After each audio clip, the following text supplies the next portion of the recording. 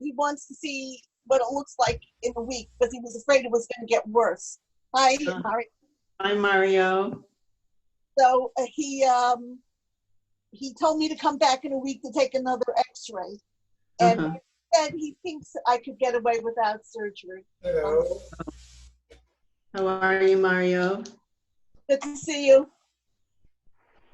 By the way, I missed class last week. Which sukkin did you do last week? Last week we started Shoftim. We did a lot of what's it called, like introduction.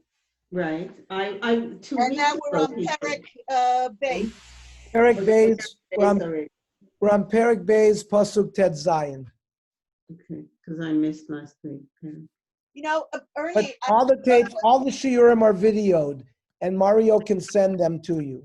Whoever misses. I need last week's because I missed. Okay, so just send Mario an email. He'll send it to you. Hi, everybody. Hi, thank you for your beautiful note, Susie. Where's Johnny? He's coming. He was watching a ball game.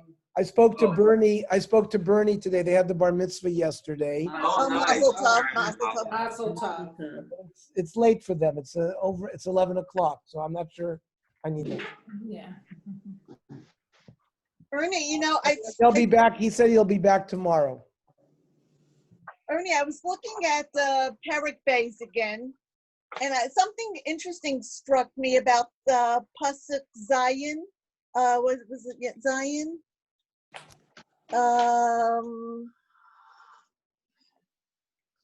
Yes. Pasuk. No, I'm trying to find it. It's where it says that the next generation, that Asher Lo Yadu. It said Asher Lo Yadu. Where is that? So it says Vayavdu ha'am et Hashem kol yemei Yoshua v'chol yemei hazkenim asher richu yamim achrei Yoshua asher rawu kol maseh Hashem hagadol asher asa Yisrael. That's pasuk Zion. Pasuk Yud is Vayakador achar achrei asher lo yadu et Hashem v'gam et hamaseh asher asa Yisrael. I was reminding me that that's what they isn't that what it says about Paro? Yeah, he does. That when there was a new Paro, I think when it says Asher Lo Yadu, it's really a bad thing. Right. Paro says that too when he meets Moshe. You also last week were talking about the Masorah. So I looked it up in Pirkei Avos. So when it says the Masorah is Moshe, Yehoshua, Tikanim, Nevi'im, Anshe Knesset Hagdola. Very, and you notice the Shoftim are not there. So where do the Shoftim fit in? We're going to discuss that tonight. Okay, and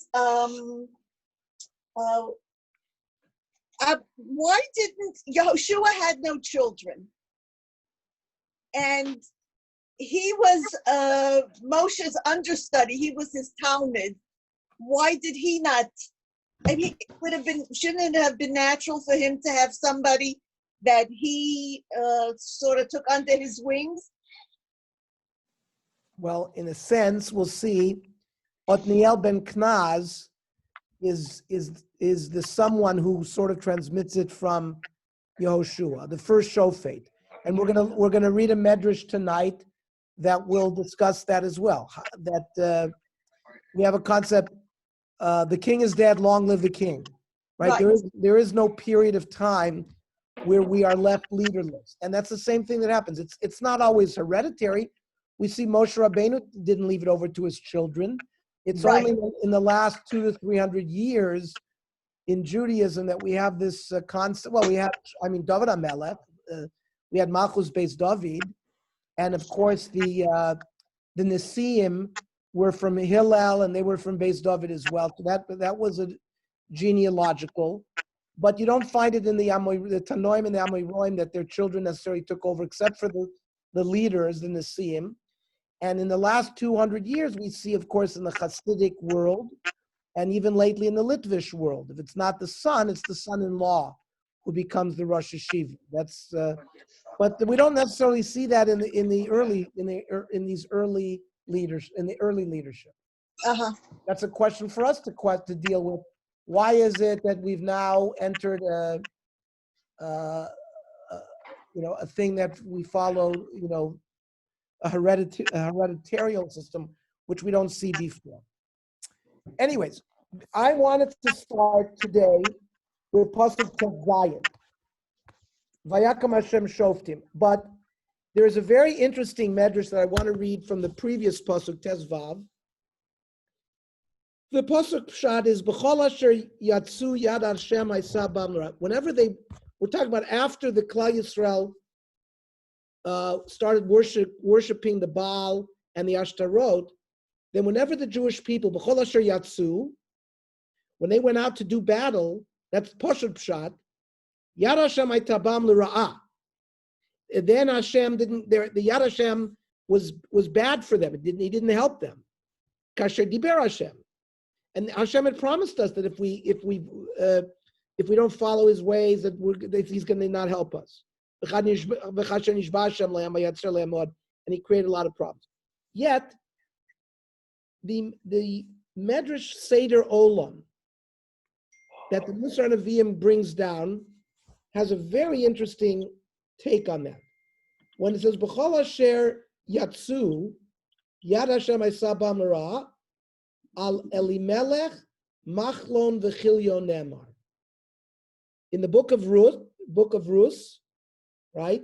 The book of Ruth starts that the Gadol Hador is Elimelech, who's married to Naomi, and because of a famine, Elimelech takes his family and his sons Machlon V'Chilyon, and what do? They leave Eretz Yisrael. And of course, Elimelech dies and Machlon V'Chilyon dies. And you see, the Medrash sees in the word B'chol Asher Yatsu, whoever leaves Eretz Yisrael, Yad Hashem Ha'isa Bam L'Ra'ah. So it's not like the basic pshat of the pasuk. And listen to how the Musar Nevi'im explains this concept.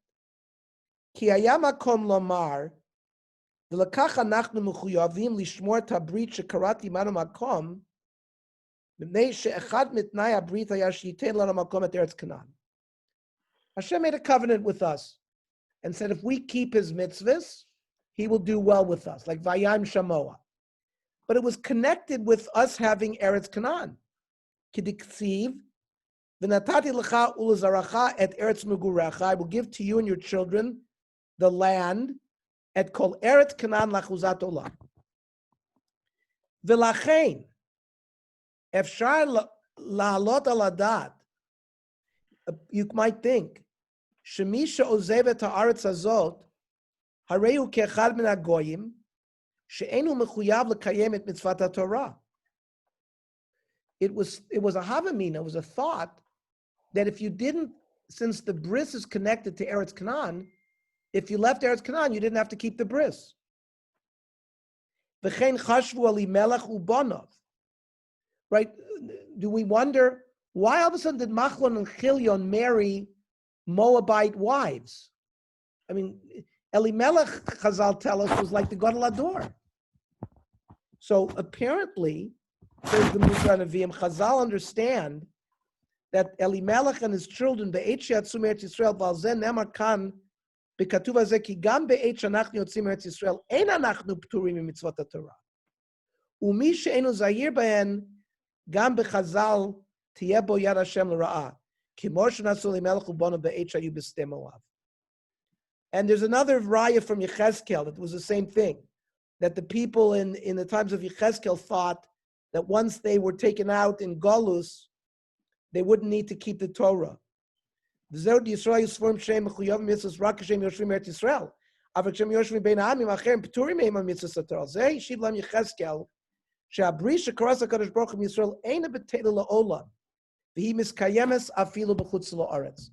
it's very interesting that there were this kind of concept that maybe Shmiras HaMitzvos was tied only to living in Eretz Yisrael, but that was rejected by this pasuk.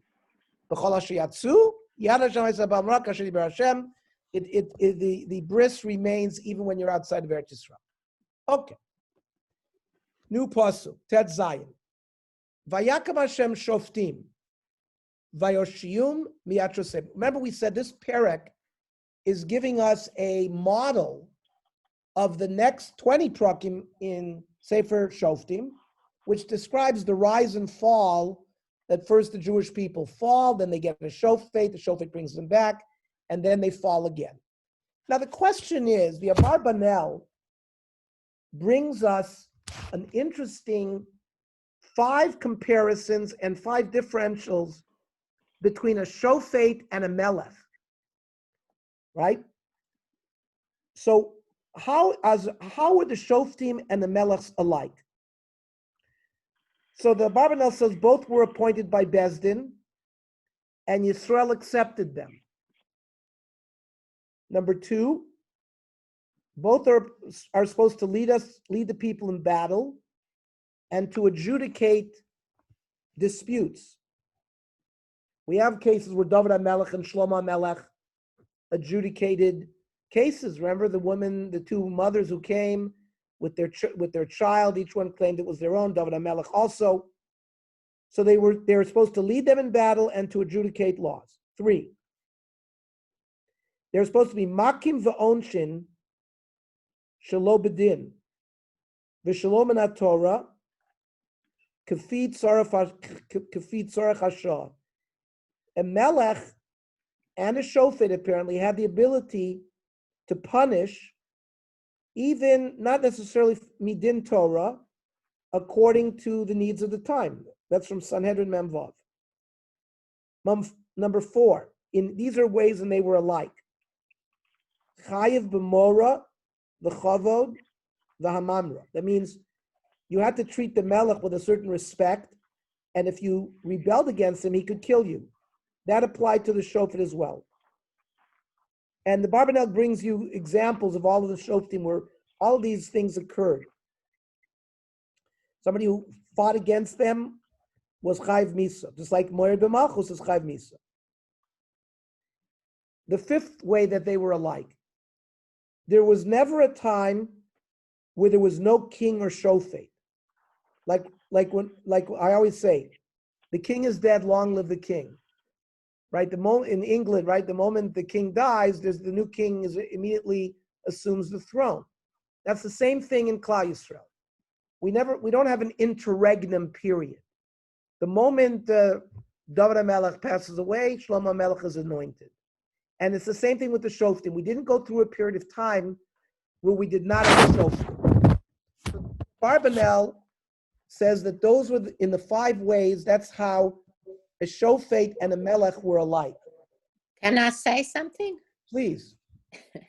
I thought the Shoftim they got a vision from God or from Hashem, and that's how they were anointed, not through the Beis Din or whatever. Whoever anointed them, God anointed them. He appeared to them in, I don't know, dreams, or he spoke to them. I didn't really do that with the kings, especially not the later kings of Israel. Well, Bezdin did have a role in appointing and accepting them. In accepting them, but I don't think appointing them. Here, I'll read you the Barbanel. Shnehem mitmanim al pi Bezdin, vayikablum Yisrael aleim. That means both a melech and a shofet are appointed by Bezdin. Now remember, Shmuel HaNavi is sent out to anoint David HaMelech. Remember, he goes to the house of Yishai and he finds the brothers, and that was not done. Now, Shmuel. But Ernie, we're talking about the Shoftim, Yes. which is before Shmuel, Yes. the hundreds of years Right. before then. How did someone know that he was a Shofet? So How we did said they they were. determine? Remember, we're going to read about Yiftach, where the people. All of them. We're going to see that the people came to Yiftach and said, "We want you to lead us." So the people, it was a people democracy People that chose them. Mismanim al pi Bezdin v'yikablum Yisrael aleim. They had to be acceptable to the Younger people. brother. I mean, or like, for example, Devorah. Yes. The people came to her? Yes. Or Bezdin came to her? Well, remember, she was the shofet. She actually. How did she adjudicated. become a shofet? That's what I'm asking. She was mismaneh. She was apparently appointed because. Yeah, she was appointed, but I don't know about the others. Okay, whatever. I'm not going to argue with that part. No, you don't. This is the Abarbanel. Shnei mismanim al pi bezdin v'yikablu Yisrael aleim.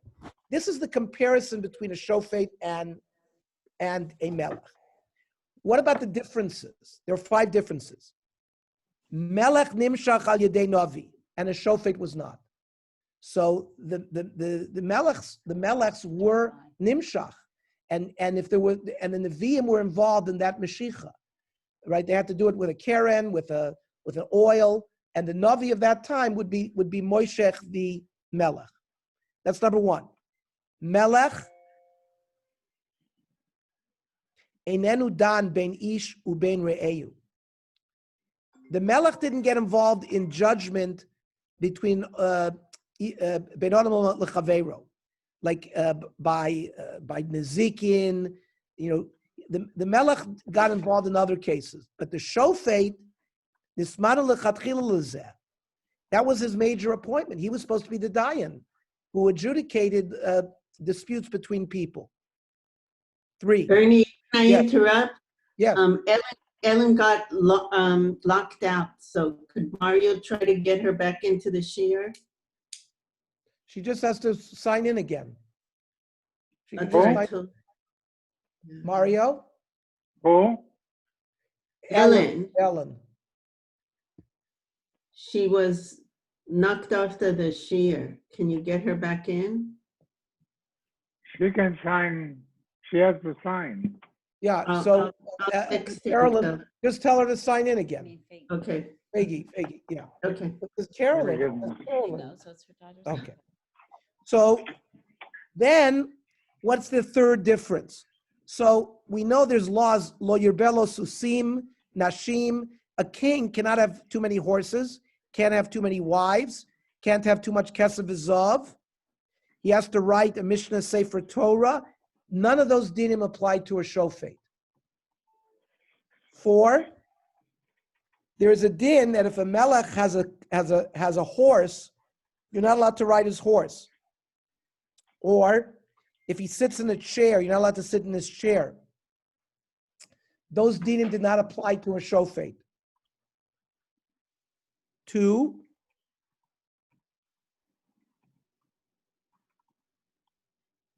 the Malchus was a Yerusha, right?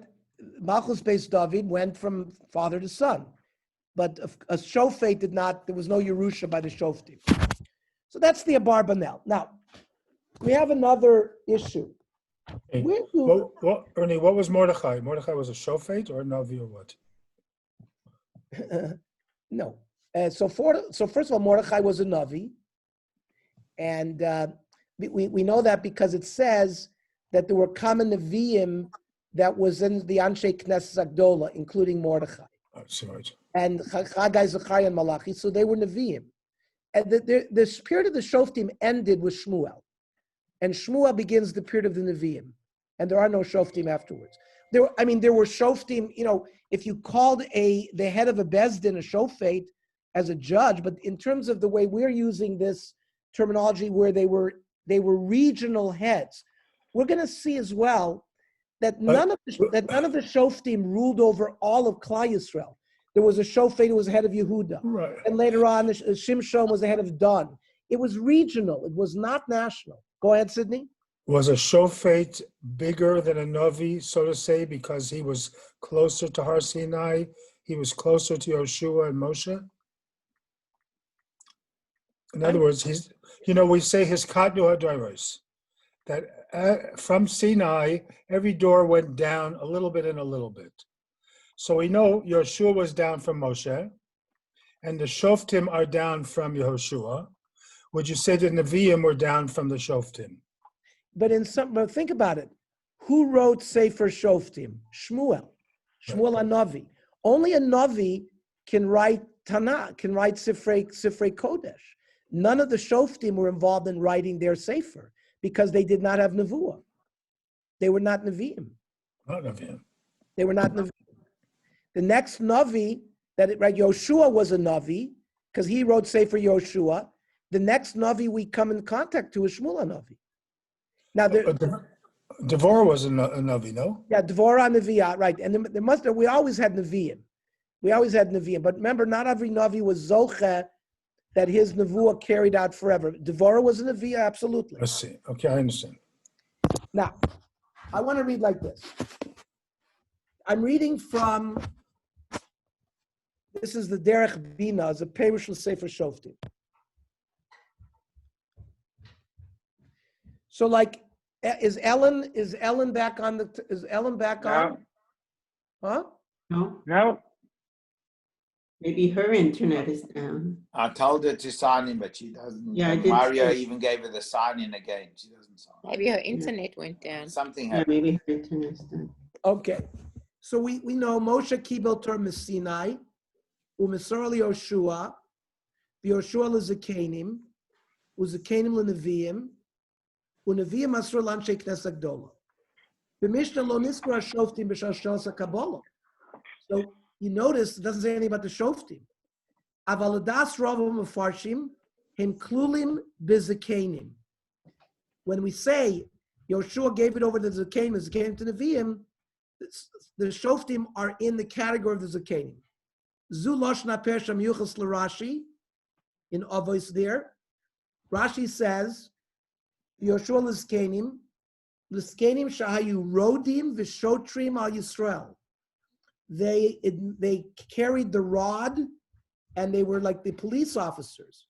As it says, Vayavdu Amet Hashem Kol Yemei Yoshua, the Kol Yemei Azkenim, Asher Harichu Yamim Achrei Yoshua. We just read that pasuk tonight. Uskenim Alalu, says Rashi, Masru L'Kol Skenim Shayu B'Chol Dor V'Dor. Kimo La'atniel ben Knaz, who we're going to learn tonight, the first shofet. Va'atniel Le'ehud, V'Shar Shoftim Shahayu Achra. So Rashi says very clearly that these shoftim were in the Shalshelet HaKabbalah. They were in the chain of the Masorah of Torah. V'chein b'machzer Vitri, and the Perish Rabbeinu Yonah Sham, Rabbeinu Bachai, and the Abarbanel, the Rashbat, the Moganovis, and so he brings many who say that they were part of that. Then he brings from the Avos Rab Nosson that Shoftim Kiblu Mizakenim. Shenemar Vayibimei Shvot HaShoftim in Rus, and he says Nevi'im Kiblu Mishoftim. So he says that they were not part of the Zakenim, but they got it separately.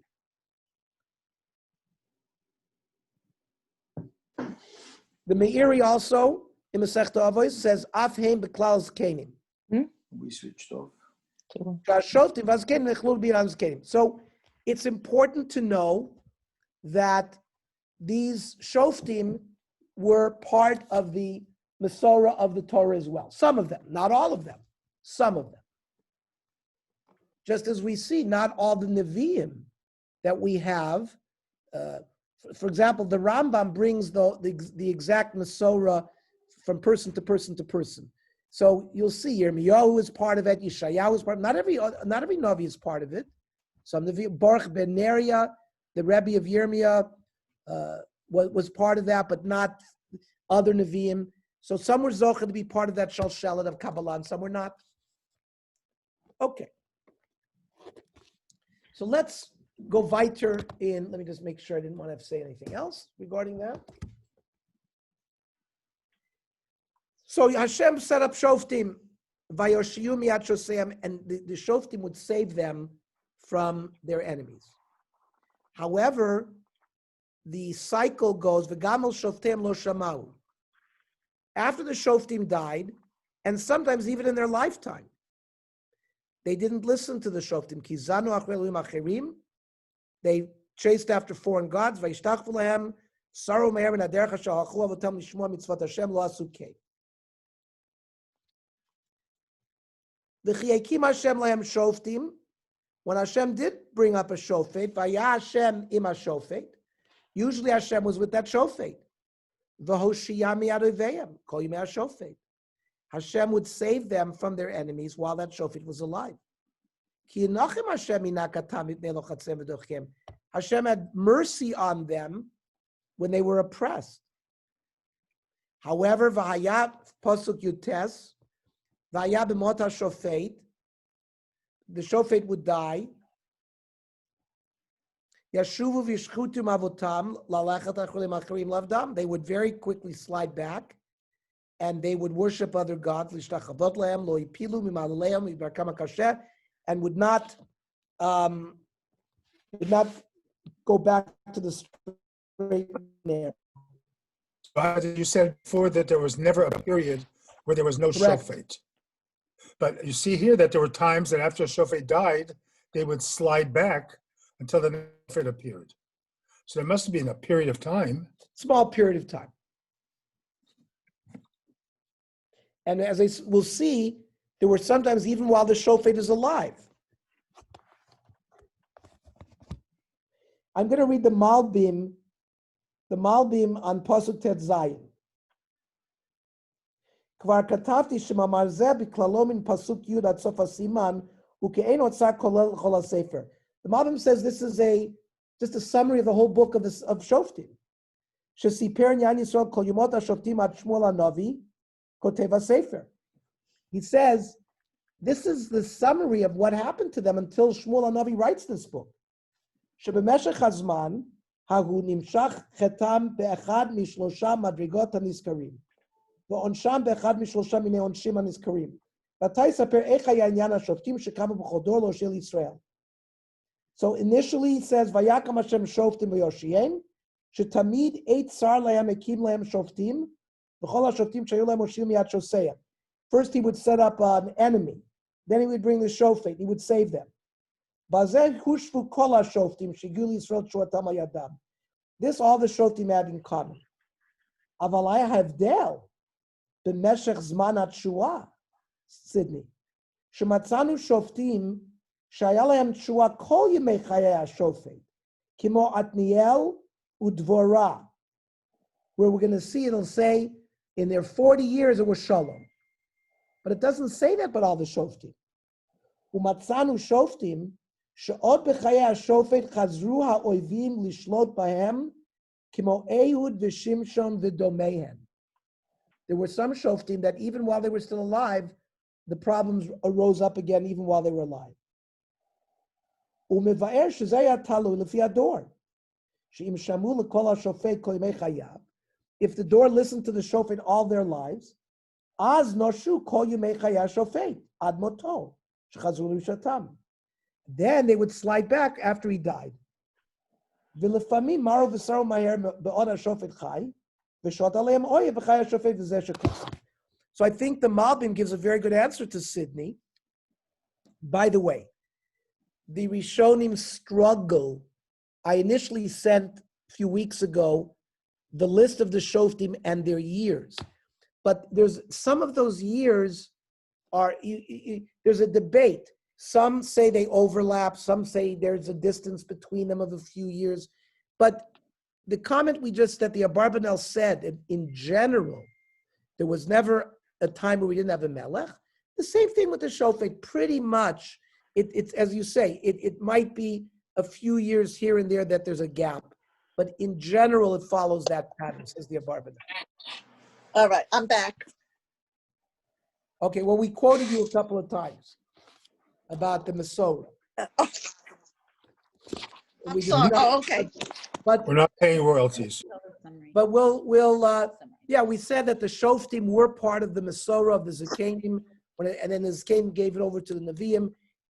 Please, Mario, send Ellen at the end of this evening a copy of the tape so she can, pick up that stuff that we discussed. Please. Okay. Thank you. So, Pasuk Chav.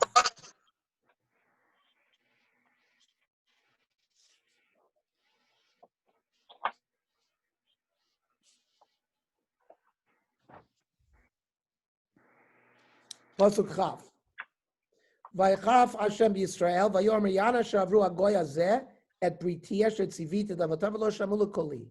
So Hashem is testifying that this nation is going against its covenant, and they're not listening to my voice.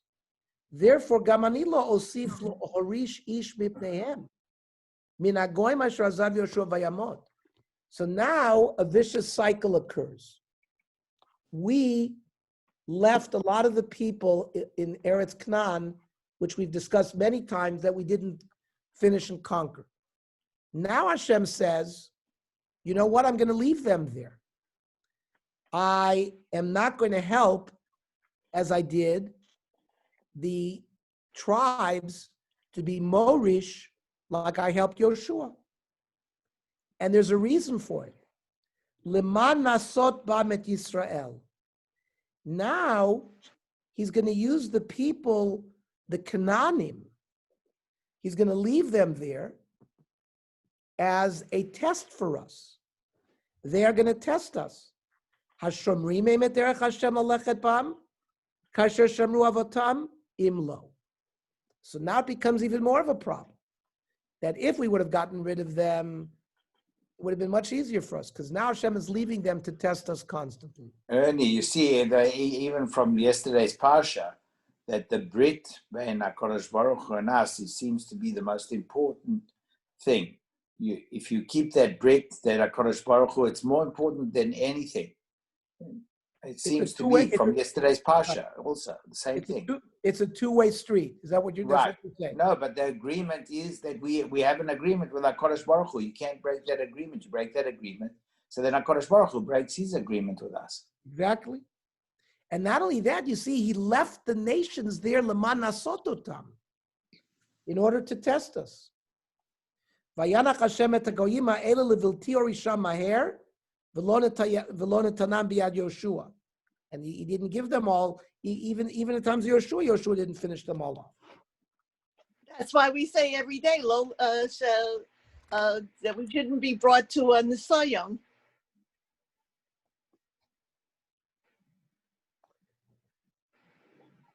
Paragimel. Ve'ela hagoyim asher iniach Hashem l'nasot bam et Yisrael. He's going to tell us who he left there. Et kol asher lo yadu et kol milchamot Canaan. So, first of all,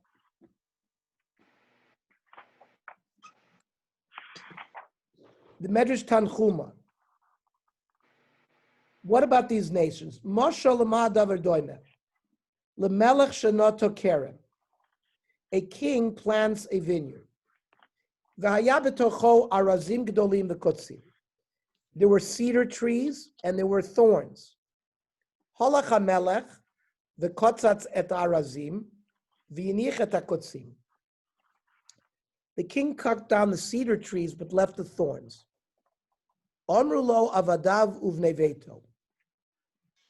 So the servants and his family asked, Adonenu hamelech, hakotzim she'ozim bevigdenu v'korim oto hanachat. These thorns are pricking us and they're tearing our clothing. V'katzatzat arazim? I don't understand. Why did you get rid of the thorns and leave the trees? You got rid of the trees, left the thorns. Omer lei, ilu katzatzi et hakotzim. If I would have cut the thorns, v'hinachti et harazim, I left the cedar trees. Bameh hayiti goder et karmi. I wouldn't have a way to fence in my vineyard. So that's the mashal. What's the nimshal? Kach Yisrael. This is the Medrash Tanchuma. Kach Yisrael hein karmo shel HaKadosh Baruch Hu. The Jewish people are the vineyard of HaKadosh Baruch Hu. Shenamar in Yeshayahu, ki kerem Hashem tzvakos beis Yisrael. And says the Medrash, v'hichnis Yisrael la'aretz, v'katzatz et ha'arazim sheba. He cut down the cedars. Shehem hagoyim ha'omdim be'eretz Yisrael. The major nations. Shenemar v'anochi shmadati et ha'emorim mipnechem, asher kigova arazim gaveu. But v'hiniach et bneihem v'bnei bneihem sham. He left the descendants of the Amorites. Sheyishmeru bnei Yisrael et Torah. They would be the thorn that would keep Klal Yisrael on the straight and narrow. Shenamar, this pasuk, Ela goyim asher iniach Hashem l'nasot bam et Yisrael, hashomrim heim et derech Hashem. Ucheshiyamod hakerem al amdo b'mishmeret haTorah, az ne'emar v'hayu amim misrafot sid kotzim kesuchim be'esh yatzto. And if, despite the enticements and the goyim that are sitting in our culture or in the time of the Shoftim that entice Klal Yisrael, that's the reward and punishment we get. If we're able to withstand it, then they are going to be the ones, in a sense, that enclose us within Shmiras HaMitzvos. And the Musar Nevi'im says, with this, Bazeh yesh lanu tshuva al sheila achat, zui kishi Yitzchak birachas Yaakov amar lo yavducha amim. We know that the bracha, Yitzchak gave Yaakov a bracha, that the nations shall serve you, Klal Yisrael. Umipnei malo niskaima bracha zu. Sharei tamid anachnu shruyim beina amim, v'hinenu avadim lahem v'loim lanu. We've been in exile for 2,000 years. The Romans and the Catholic Church, and we have been servants to them. They haven't been servants to us. So how is it that Yavdu Chamim? So the way we just understood this medrash, Yesh lanu tshuva al zeh. V'zeu mishum shegam b'shah she'anachnu nimtzaim tachat yadam. Even though we're under the thumb of the goy, v'hem sholtim aleinu, ba'ota shah hem avadim lanu. In a way, they're serving us. Ki hema ke'ein hageder shelanu, hamishamer otanu shelo nasur miderech haTorah v'yadut. They keep us in the straight and narrow. They entice us, and if we stay firm with the Torah, that makes us Klal Yisrael. So in a way, that's how they serve us. So when Yitzchak said to Yaakov, Yavdu Chamim, they're going to serve you. They're going to serve you in this way. Ukvar amar b'zeh chacham echad, ki etzel hamelech nikra eved lo rak mishum albishu misharet oto. An eved of a king isn't just someone who dresses him up. Ki im gam harofeh shu tzarich lasot nituach begufo. Even the king's doctor who has to operate on him. B'chtei l'rapot oto me'ezo machala. Gam zeh hu avdo. Uveshashu osani tuach b'sakino. When the surgeon operates on the king with his knife, gam bazeh yesh avodat eved. Kein b'shash Yisrael osim ritzono shel makom, az amim ema avadim lahem l'sayem b'chol tzorchem agashmiyim. So if we do what we're supposed to do, the non-Jewish world will provide our physical needs, so that we can worship Hashem the right way. However, im enam osim ritzono shel makom, then they serve us as an eved, the way like a surgeon uses his knife to serve the king. That means they, in a sense, we get punished, but in a way it keeps us on the straight and narrow. So, because we see in the times of now, I just want to read this as well. This is again from Rabbi Michael Hatton, the Maggid Studies in Tanakh, Stone Edition. Just like I read from Yoshua, they have Shoftim as well. He says like this.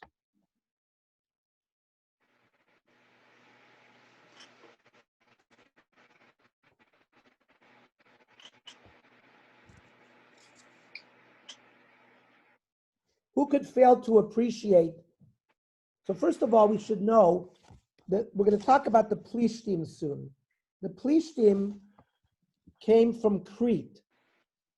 The emergence of the Philistines is an ongoing discussion in academic circles, but an Aegean Sea origin seems plausible. They had superior technology and very extensive military experience. The other Canaanite groups, the Sidonites, the Chivi, who dwelt in Mount Lebanon by Sidon, were powerful merchant people who controlled the sea trade in the Eastern Mediterranean. The Sidonites were Phoenicians located around the present-day coastal town of Sidon, about 40 kilometers north of the contemporary Lebanese border. So, allowing the Canaanites to maintain their cultural presence in the land constituted an invitation to intermarry with them, for they were the dominant culture. Intermarriage, in turn, necessarily led to the Israelites adopting the easier way of life, that of idolatry. We're going to read a pasuk soon that we took their daughters for wives and gave their own daughters to their sons, and they served their gods. Who could fail to appreciate the parallels between the struggles of the ancient tribes of Israel in their new land and the challenges that face contemporary Jewry today? As we all know, in a confrontation between two cultural worldviews, the one accepted by the majority is at a decided advantage before the clash is even joined. Its norms, conventions, laws, and customs have already won over adherents who are frequently more settled, more respected, more powerful. The onus is on the minority culture to prove its worth, a task made even daunting when its own followers are not entirely committed to the cause. Of course, when the norms of the minority culture demand moral or ritual restraints that are not enjoined by the majority view, it's much more difficult. No wonder that ancient Israel rarely succeeded in prevailing for any length of time against the cultural dominance of the Canaanites and the surrounding peoples, any more that modern-day Jewry prevails in its struggles to maintain a serious and dedicated cultural identity in the lands of its dispersions. We have to recognize that the commercial character of these Canaanites, Sidonites, and Chivites is significant, for it suggests that commercial ties, business, are frequently the impetus for the social and cultural ties that must necessarily follow. It's not easy for people to develop serious business ties with their peers while avoiding the development of some sort of social relationship. As the social ties become deeper, they are perceived to be less threatening. So I think, as we've been seeing all along, there's a lot of parallelism between the times of the Shoftim and our times. By the way, the fact that here the Goyim are serving as our test and not Hashem, the Medrash Tanchuma comments on that. Bo re'ei ma ben rishonim lachronim. Harishonim hayu mitnasim hayedei kodesh baruch hu dichsiv v'ha'elokim nisa et Avraham. Or it says v'inasu oti ze eser pa'amim, right? Talking about the people in the desert. So Hashem did the testing. Aval achronim nitnasu hayedei ha'umot shene'amar eila goyim asher iniach Hashem lasot ba'am et Yisrael. Now, what is the difference between when Hashem tests us and when Goyim tests us? This again is the Musar Navilim. Hachiluk sheben hanisoyon haba miyad hamakom lanisoyon sheba miyad hagoyim hu bazeh. Ki hagoyim areihem hamashchitim beteva. They use nature. They use guns. They use modern weapons. The kivan shenitna reshut lemashchit eno mavchin ben tzadik larasha. And once the non-Jew begins his war against us, he doesn't separate between righteous and evil people. Look at the Holocaust. Look at all the tzaddikim that went to Treblinka and all the terrible places. When the test is from Hashem, who midagdei karbe lim'od ben tzadik l'rasha. So Hashem, when he tests, he will make a differentiation between tzadik and rasha. V'od chiluk acher. Ki amru b'Bereishis Rabbah, it says about the snake, al gechoncha telech. Af kilato shel HaKadosh Baruch Hu yesh bo bracha. When Hashem curses, there's still a blessing there. Ilolei shamar HaKadosh Baruch Hu gechoncha telech, heicha yaborech lakota v'nichtas l'chor v'nitzol.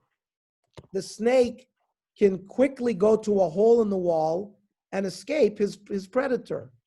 So in the klala is a bracha. Only Hashem can do that. L'kach tamid mutav yoter l'kabel eza onish miyad hamakom m'lekabel oto miyad hanoshim. It's much better to be punished by Hashem than to be punished by people. Mishum demiyad hamakom af beklala yesh bezu eza bracha. In Hashem's klala, there's always bracha. That's why David HaMelech said, Niplana biyad Hashem, ki rabim rachamav, uviyad adam al epola. Let me fall into the hand of Hashem and not into the hand of a human being.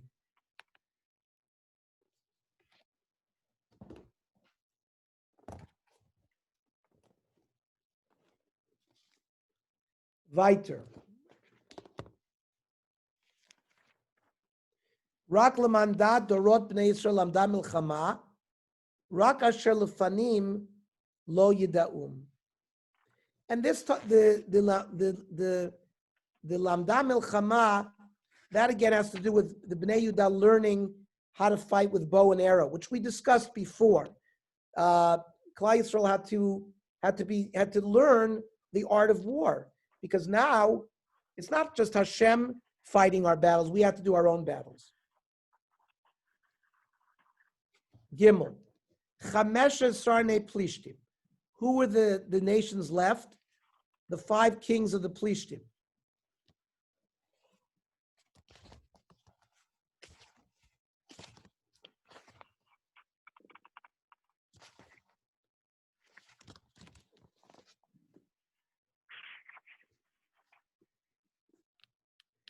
And the Radak says, Hein chamesh ha'arim ha'gdolot, Ashdod, Aza, Gat, Ashkelon, and Ekron. So those were the 5 Plishtim cities, and they remained.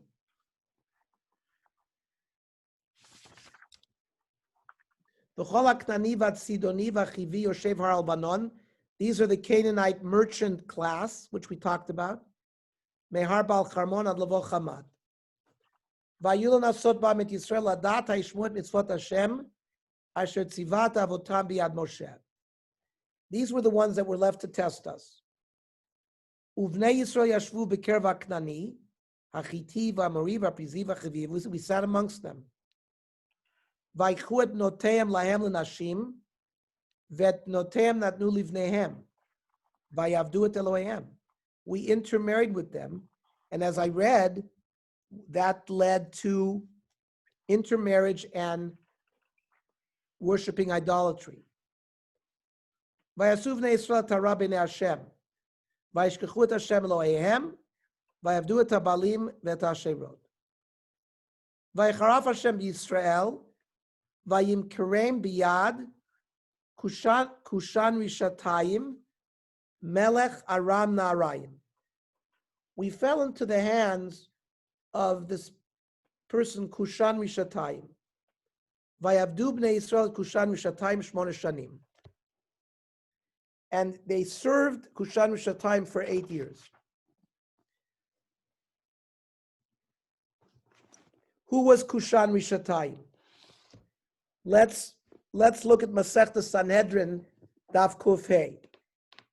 Tana, Hu Beor, Bilam ben Beor.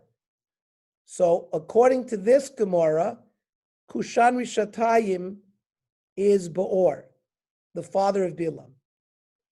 Hu Kushan Rishatayim, Hu Lavan ha'Arami, Lavan. So according to this Medrash,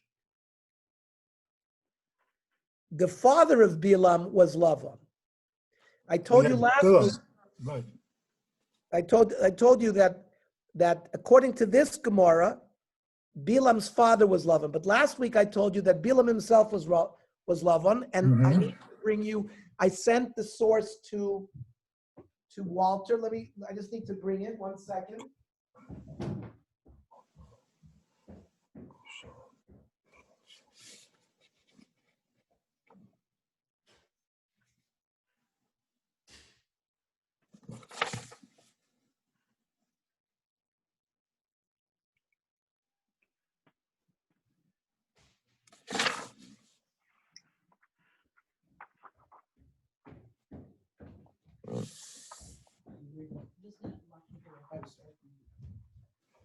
I'm sorry, I didn't prepare. I didn't have it in front of me. So this is from Bamidbar, Perakav Beis, Pasuk Hey. Vayishlach Malachim el Bilam ben Beor. Says the Targum Yonasan ben Uziel. V'shadar izgedin levatz levan arami hu Bilam. So the Targum Yonasan says beferish that he holds that Bilam was Lavan. This Gemara says that Lavan was Bilam's father. Okay, so let's learn this Gemara. Tana hu Beor hu kushan mishatayim hu Lavan arami. Beor. Why is he called Beor? Sheba al Be'ir. He had relations with animals. Now we know that Bilam lived with his animal, so that fits with Bilam. Then it says Kushan Mishatayim, the Avad Shtei Rishuyas B'Yisrael. He did evil twice to Klal Yisrael. Achas b'mei Yaakov, kisharadav achrei Yaakov, which is Lavan. V'achas b'mei Shvot HaShoftim, shishtabi b'Yisrael. He ruled over Klal Yisrael in a bad way. Umashmo Lavan Haramishmo. Okay, so that's Ernie, yes. Question. Yes. How many Jewish people are there at this point in Israel, in Canaan, or whatever you want to call it? Would you say 3 million? A huge population, huge population. Yeah, but this So- Kushan so there- Mishatayim only dominated Judah, because we're gonna this Kushan Mishatayim, we'll see, ruled over not all of Klal Yisrael, just over Yehuda. I see, Because, okay. because we'll see that because you're asking how did he rule over all of Klal Yisrael? He didn't. All of them, how did they, yeah. He didn't. It wasn't all of Klal Yisrael. Mhm. We're going to see what's the proof for that.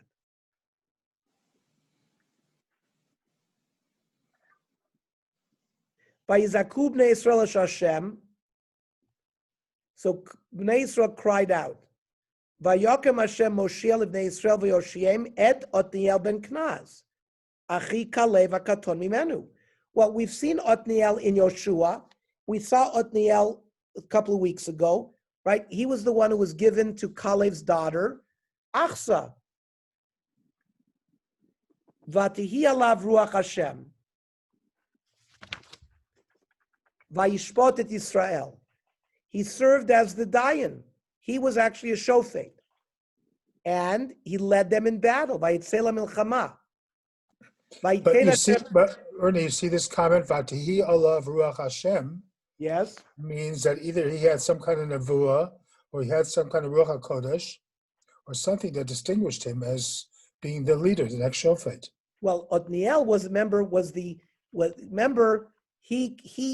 he was choizer bepupulo shlosh meos halachos that were Correct. be'evlo shalmot. So he was okay, and then bring me this. In Yoshua, where it said Vayil Kida Atniel ben Knaz, that Atniel ben Knaz, conquered Kiryat Sefer. It says V'zorach Hashemesh uvo Hashemesh in Kohelet. Ad shlo yashkia Kadosh Baruch Hu shimsho shel tzadik, hu mazriach shimsho shel tzadik chaveiro. That means Ad shlo shika shimsho shel Yoshua, zarcho shimsho shel Atniel ben Knaz, shenem Vayil Kida Atniel ben Knaz. This is again the long live the king. The king is dead. There's always an overlap. When Moshe was alive, there was Yoshua. He left over Yoshua. While Yoshua was Osniel, and then it came down to Osniel as well. But then it stopped. We didn't have that. He was still the last connection to the door of Moshe and Yoshua. But then we lost that. Yes, what? Ernie, but it seems that all of the Shoftim, and also then afterwards, when you get to the Nevi'im, and even when you get to kings and certain things, there's a certain Ruach HaKodesh that goes with being that leadership. The leadership comes with a certain Ruach HaKodesh. It just doesn't go without it. So, Not all the kings. and it goes, Not all the kings. not all the kings. Okay, fine. Well, it says like this. Let's look at Rashi. Oh, evil. Doresh Rabbi Tanchuma. Nistakel b'ma she'omer HaKadosh Baruch Hu l'Moshe b'Mitzrayim, ra'o ra'iti et ani ami asher b'Mitzrayim. That's what Moshe said. Oh, that's what HaKadosh Baruch Hu said to Moshe, that I see the troubles of my people. And it's a double re'iyah, ra'o ra'iti. Mahen shtei re'iyos halalu. Omer lo, roa ani, she'atidin litos be'egel. Afal pichein, ra'iti et ani ami. Zu dorashat niel, Omar, ben zakim, ben chovim, alav lo shiem. So what this medrash is telling us is Hashem had told Moshe Rabbeinu, Ra'or ra'iti. I see now that they're being caused suffering by the Mitzrayim, but I also see that 40 days after they receive Luchos, they're going to be worshiping the Egel Azov. Even so, I'm going to save them. So says Osniel. Even though the people are worshiping Avodah Zarah, HaKadosh Baruch Hu will save them, whether they're chayiv or whether they're innocent. And that's the Rav Amar Shmuel Bar Nachman. Adover says Shoifet Asnei Bakdos Lifnei HaKadosh Baruch Hu. Amar Lefanav Ribbono Olam Kach Haftachas Es Moshe Ben Oisin Ritzoncha Ben Lo Oisin Ritzoncha Atem Goalim. That's Vatiyalav Ruach Hashem by Shpotis Israel. That's the special ruach that came onto Osniel ben Knaz, this concept that Klal Yisrael is deserving of saving even if they are not worthy.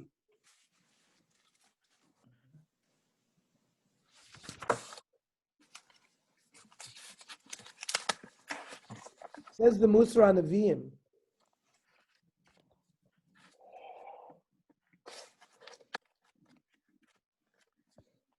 You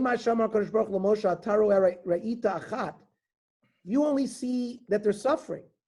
But I see that eventually they're going to worship the Egel too.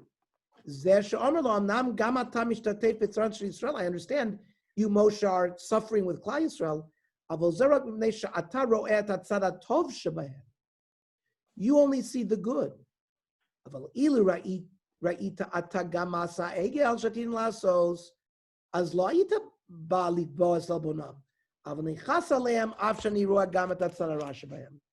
That means Kadosh Baruch Hu sees everything, the Tov and the Ra, but still saves us.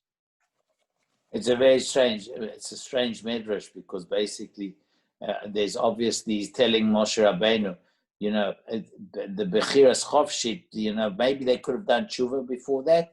Why was it a fait accompli? Why? How come HaKadosh Baruch Hu knew that? We know that we have a chance. We can do tshuva. So, and he's coming. It's a very strange. It's a midrash pele. Well, you don't hear that in any other places that I know, that they would have. HaKadosh Baruch Hu would look to the future and say, listen, these guys are, they're going to sin. Because we know that the whole point of the Bechiras Chovshit is that we can do the tshuva before that, and that's why we have a chance. Seems like they never even had a chance here. So that puts that's a very strange midrash. So the chiddush for us is that Hashem saves us whether we warrant saving, whether we don't warrant saving. But that goes back to the relationship that it's like HaKadosh Baruch Hu is the father. The father never gives up on his children. Never gives up on his children. That's the thing from Bereshis also, when the angels came. There's a midrash, and the angels came to Bereshis, and he said they're going to sin. They're going to sin. So he told them, they're going to sin, but a father never gives up on his children. So that's what it's about. Let me conclude here. Othniel's emergence as Israel's first judge is doubly significant. He represents the final link with the generation of Yoshua and the elders that succeeded him. In addition, as a champion of the settlement of the land, right, because he, with his wife Achsa, battled the Canaanites and took over Kiryat Sefer, he reminds us of another dimension of Yoshua's leadership.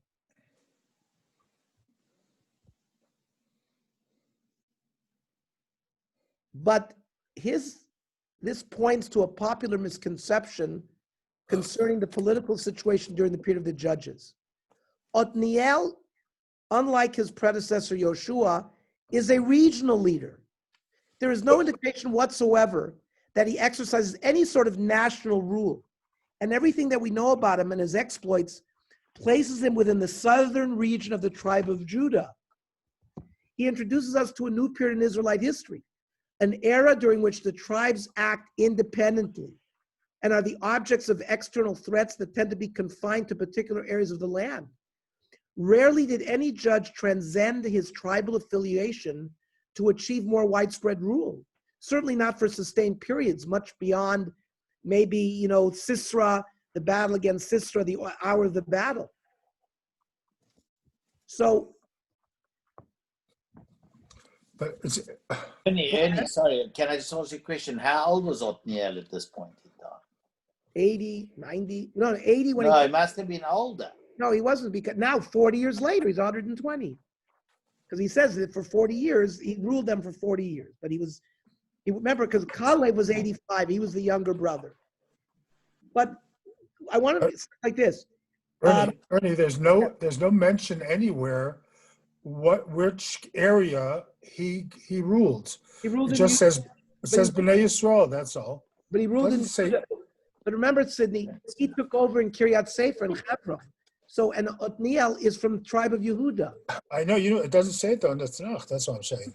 But L'chura, we're going to see the same thing with Shimshon, is Dan. Each shofet, it's... I know, and there it tells you exactly where they were from.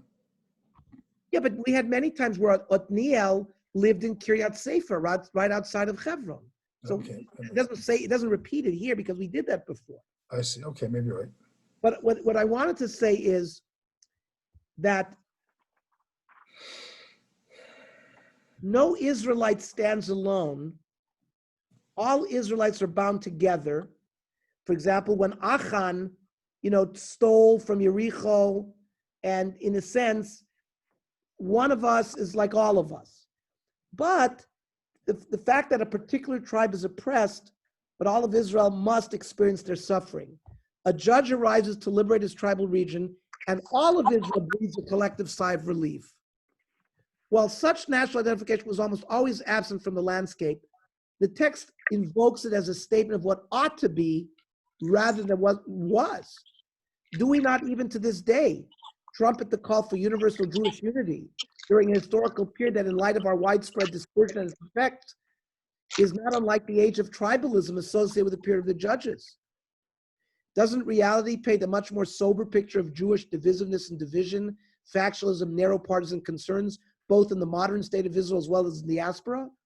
Is our call for solidarity a cruel mockery of the historical truth, or is instead the preservation of an ancient ideal hammered into our consciousness by the very text of the book of Yoshua that we hope will one day be realized?